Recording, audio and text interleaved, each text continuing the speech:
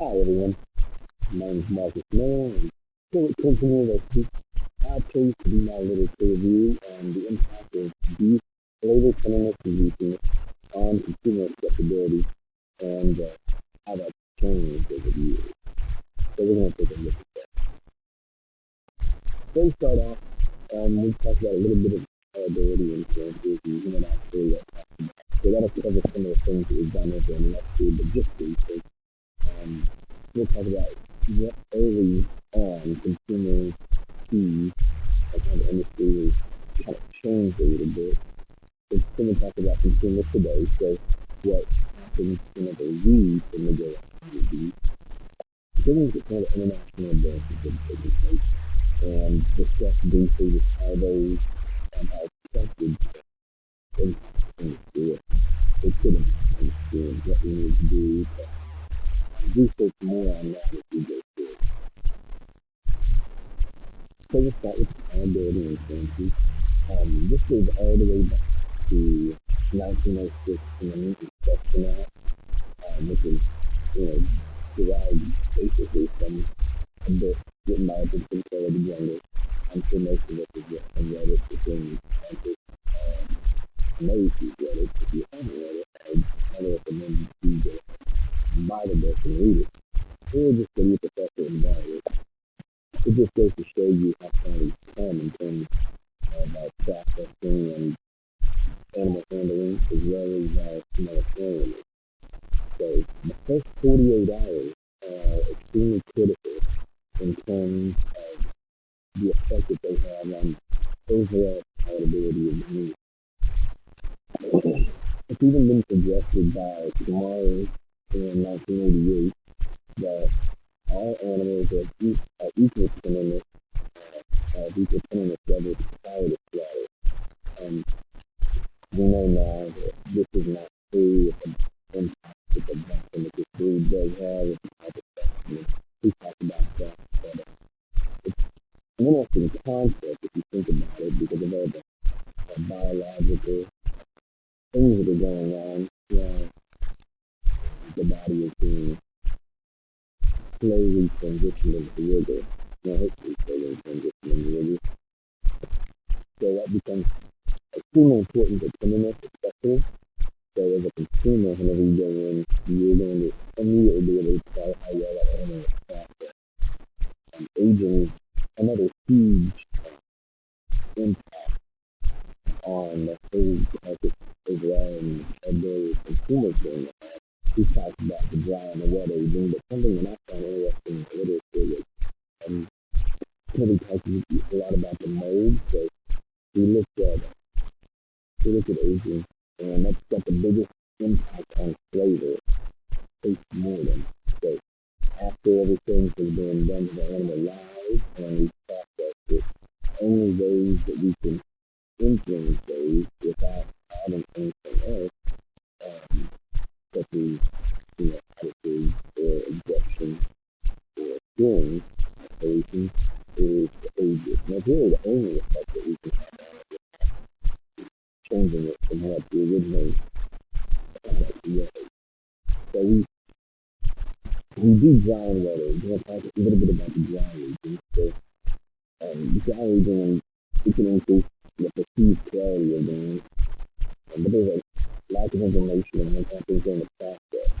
There's actually very, very little information about the mold that can go on dry aging, the toxins that these guys produce, and the neuroprocessing information between various quality treatments that, the dry age longer food is what is that going to affect in terms of the neurological effects of that.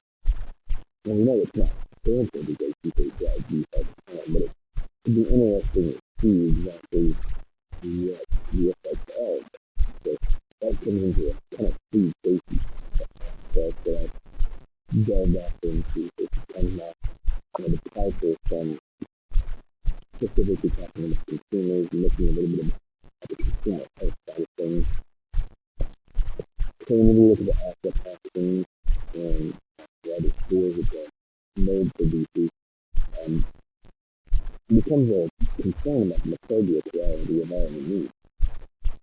So we want to make sure that they're suitable for human consumption, but we need to make sure that the birds going on there are not going to be a health hazard to humans. So that's something that I think that could be further influenced in the research a little bit more. I couldn't find a whole lot on it personally, and I know that we've come off our best, so we haven't had a big impact of the mode, but it would still be interesting nonetheless to further that research and kind of see if we can affect the mode dose if that changes into the system. So we'll talk a little bit about what early consumers thought whenever consumer testing was first starting. Tenderness was the key for everything, and I only went back to the 80s, so I tried not to go super far back and try to keep that literature there. Two of these papers, one by Miller in 1995 and Favor in 1997. So these two papers show that tenderness was still the biggest impact on palatability. If you think about the meat industry in those times and the cattle industry, in 1987 we were having a lot of high growth cattle, a lot of European influence. And so tenderness is probably not acceptable as a thing of the time of today. Simply because we kind of understand that better processing techniques and genetic influence and how that can affect the tenderness of the ornament now. We are going for really growthy animals, lots of muscle, and she's packing on people.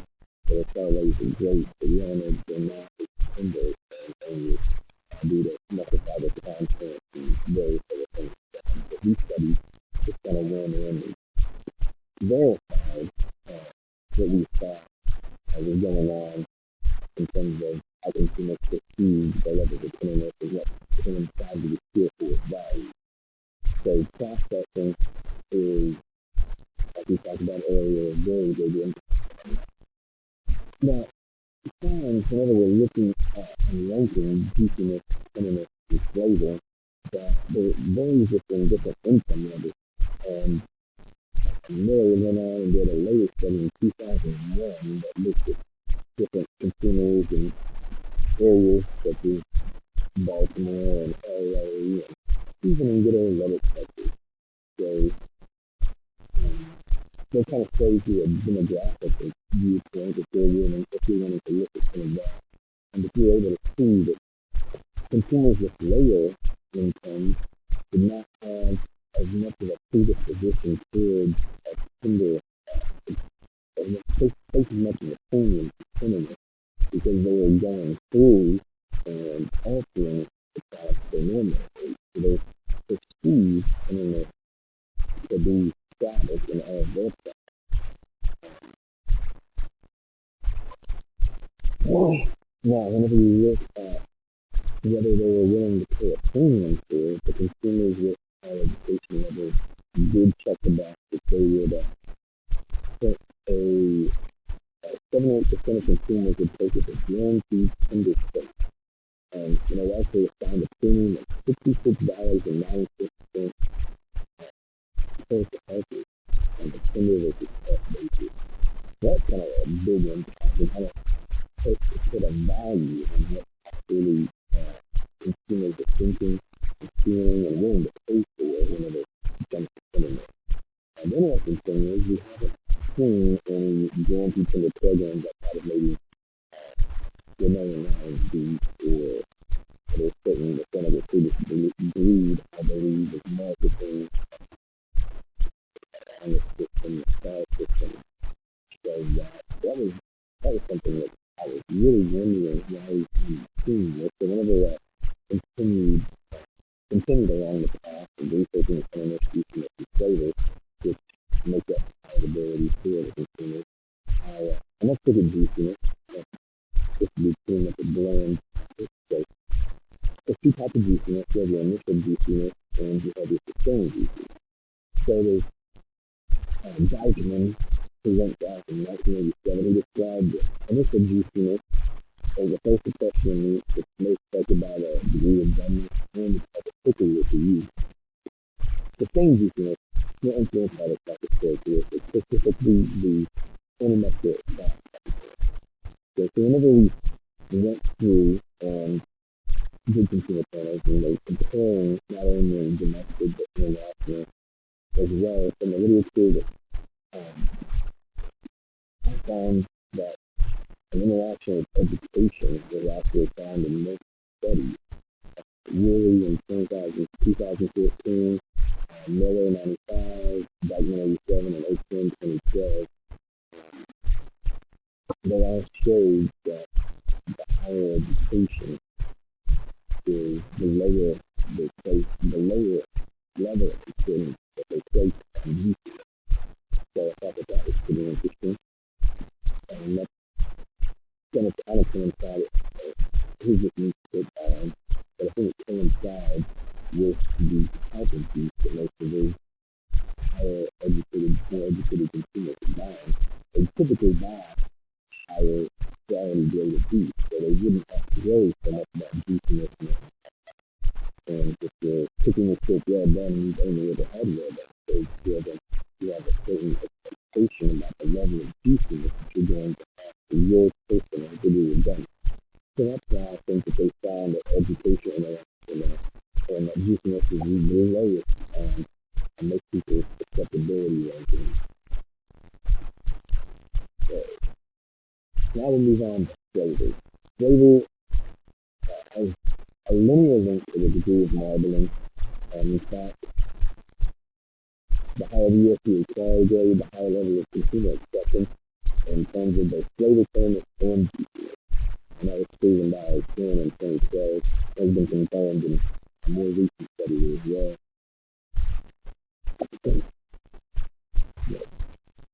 So whenever I was looking through all of this, flavor has kind of overtaken tenderness in terms of the number one ranking. So consumer acceptability, flavor has now moved into the forefront of that. It's not a significant gap. People still want tender beef, but has been found, taking here in 2007 kind of showed, and we also done a couple more studies since then that show that when tenderness is at an acceptable level, consumers are going to place much more emphasis on flavor. So as an industry, we become better about processing things. Genetics have gotten better. We've excluded more biochemical data in the U.S. The level of acceptability is tenderness. Can reach a threshold where we have upwards of 90-something% of our product acceptable. That doesn't mean that they're extremely tender. It means that consumers rated them acceptable. Rated them acceptable. So one thing that I found that was very interesting was that there was no difference between farm and Wagyu steak whenever we were looking at the literature in terms of the flavor. Now the reason for this could be that there's an upper limit to fat content that consumers are able to expect. A study done by Texas A&M in 1988 showed that window of acceptability in terms of fat content is percent of fat that consumers find acceptable can make a difference. So that is amazing and wonderful. You're going to have a really good eating experience with that food.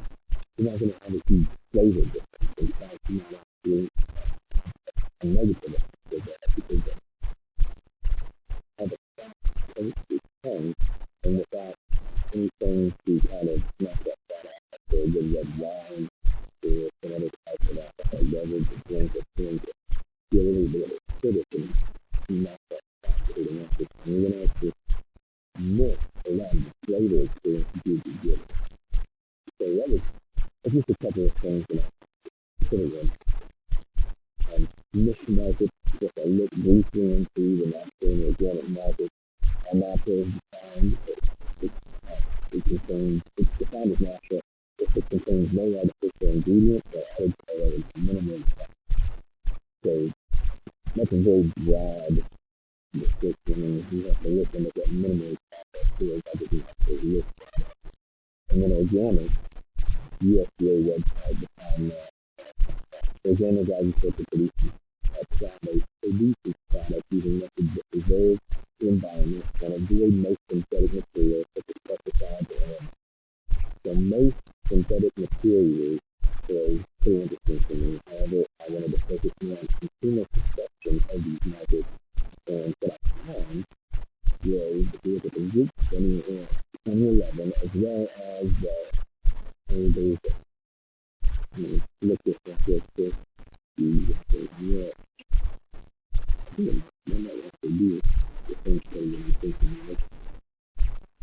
Yeah, so with the demographics, he's actually not a new scientist. He's economics. So he had all this consumer data that he was given, and he looked at the interactions between everything, and he thought that as education increases, at a lower value safe and natural and organic products and most sophisticated. So this was directly tied to the fact that consumers perceive these two markets to be more wholesome. So as these were smarter and don't anymore degrees rather than college, getting a master's and PhD, and just debunk a lot of these myths and come to that value. And that's where you just find women find these two markets to be as high importance in men or children. But that was very interesting because he does most of the stuff for women. So it's their perception is huge in terms of the wholesomeness and nutritional value of the product that would explain the abundance of the explosion of these niche markets in the world today. So on the international side of things, I looked at this paper and it's targeting the consumer demand for beef in Australia, Japan, Korea, Ireland, and the United States. Rob Perkingham gave this talk at the 60th IMC, and I was blessed enough to be able to do my research internship in Australia under him. And actually, I helped develop this new consumer-based trading system. So this is first and knowledge that I'm giving to you, and my third bullet actually a straight straight on that paper. So, it's a consumer-based trading system. He found that consumers all over the world love U.S. beef. They love the richness of the flavor, and they love the tenderness that it brings with it. The model that he's created, he's done thousands and thousands and thousands of consumer channels and studied consumer power in the world. You can see the entries that are listed there. So the prediction model estimates provide a base from which to change traditional beef description and marketing systems to directly reflect the anticipated search results. A consumer-focused industry can be created by directly relating costs to consumer values throughout the product.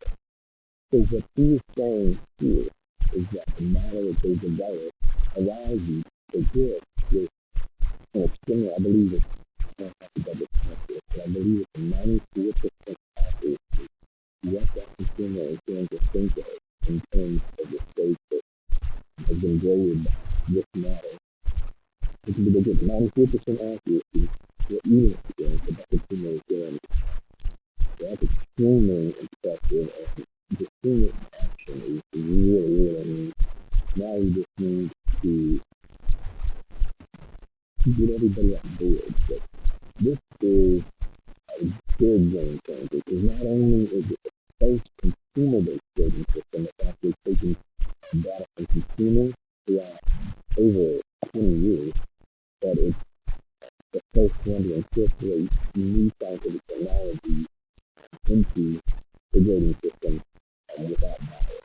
So we've looked at not what the science says that's going to be, but what the consumer says that the science does for the audibility perspective. And I thought that was just amazing. It's something that was really interesting to see that. So I'd love to answer any questions you have on this. Please shoot me an email, and I'd love to know more about this. I'm kind of running out of time here, so it goes on to the same conclusion. I found that flavors become the most important consumers, and it's still closely followed by food. Now, niche markets are thriving because people are taking more of an interest in how their beef is produced, and we talk a little bit about the perceptions that go along with that. And new approaches to creating are becoming available.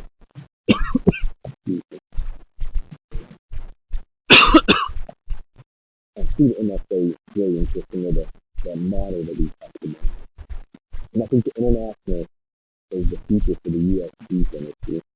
After looking at all the literature and terms of good, I think that we're going to end up exporting a lot of our beef to a huge premium and then importing other countries' beef, simply because it'll end up making us more money. I hope that you've really enjoyed this lesson and enjoyed putting it together.